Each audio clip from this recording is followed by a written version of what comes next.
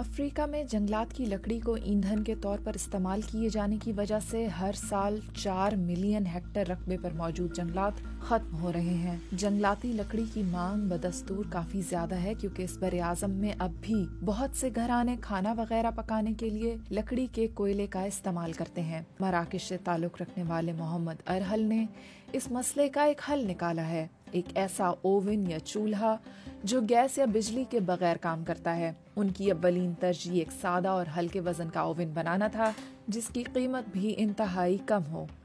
ए solar नामी ये oven सूरज से तवानाई हासिल करता है। इस ओवन के कवर पर एक लेंस या अदसा लगा है जो सूरज की शुआओं को जमा करके इस ओवन को 200 डिग्री सेल्सियस तक गर्म कर सकता है और इस तरह इसमें बाआसानी खाना पकाया जा सकता है। इसके साथ ही इसके ढक्कन पर एक खास स्याह लेप लगाई गई है जो शमसी तवानाई को जखीरा भी कर सकती है। एक पकवान जिसे 3 से 4 लोग पेट भर कर खा सकते हैं। सर्दियों या मौसम खज़ां में जब सूरज में तपश बहुत ज्यादा नहीं होती तो इस ओवन में इसे बनाने में हमें 3 से 4 घंटे दरकार होंगे। गर्मियों में अलबत्ता इसमें खाना बनाने में वक्त बहुत कम लगता है।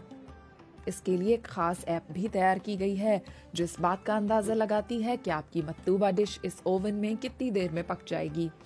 इस वक्त का तयन डिश की तरकीब पर भी मुनहसर है। मोहम्मद अरहल अपनी इस मुनफरिद इजाद के बायस एक आला माहौलियाती इख्तराई अवार्ड भी जीत चुके हैं।